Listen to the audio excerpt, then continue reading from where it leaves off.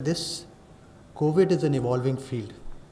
We do not know which drug is working, which drug is not working. That is, so a lot of drugs are being repurposed for the use of COVID, whether it be for prophylaxis or for the treatment of COVID. Now we all know that chloroquine is a very old anti-malarial drug for several, it's been in use for nearly 100 years. And the hydroxychloroquine is even safer. And if I do not know, I belong to the generation when we had inland letter cards जो होते थे जिसमें चिट्ठी लिखते थे उसमें गोले बने रहते थे मलेरिया की गोली 4 पहले दिन फिर 2 दूसरे दिन 2 तीसरे दिन वो बना रहता था. So it was widely used drug for malaria and it still is a widely used drug for malaria.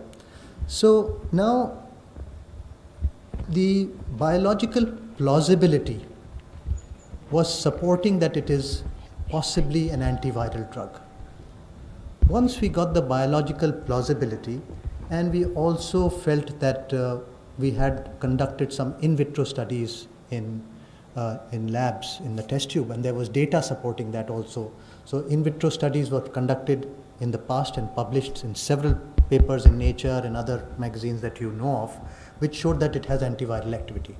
We did a similar study in vitro, that is in the test tube, and found that it is an antiviral drug. It has antiviral properties.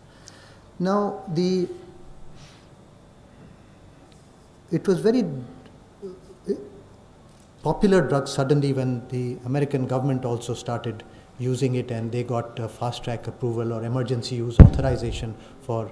We had thought that it may be a useful drug for prophylaxis, for prevention of COVID, and taking the biological plausibility one, taking the in vitro data, and taking the availability and the safety of this drug, we had recommended it for as empiric use under strict medical supervision about a month and a half back. And then we also said that some studies should be started to look at where is hydroxychloroquine performing.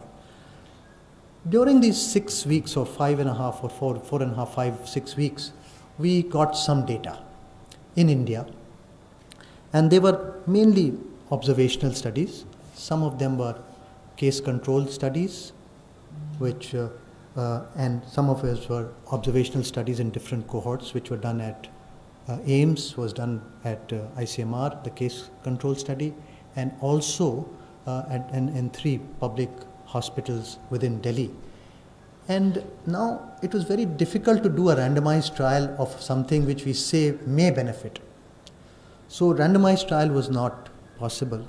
So we looked at the data from these observational studies as well as from the case control studies, and what we found that it may be working.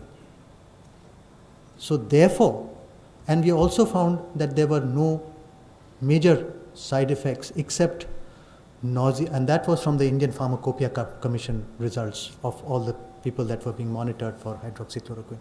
And therefore we found that much of them were complaining of nausea or vomiting and some palpitations occasionally. So जो advisory अब 18 मई वाली अब परसों वाली हमारी कह रहे हैं, उसमें हम लोग ने क्लियरली ये लिखा है फॉर प्रोफिलैक्सिस, एक तो it should be continued because there is no harm, benefit may be there.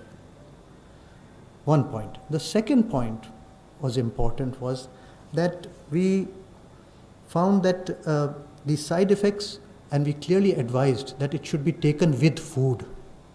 So nausea, vomiting जो हो रहा है वो खाली पेट खाते हैं तो दिक्कत होती है. So it has to be taken with food. That is one very important thing.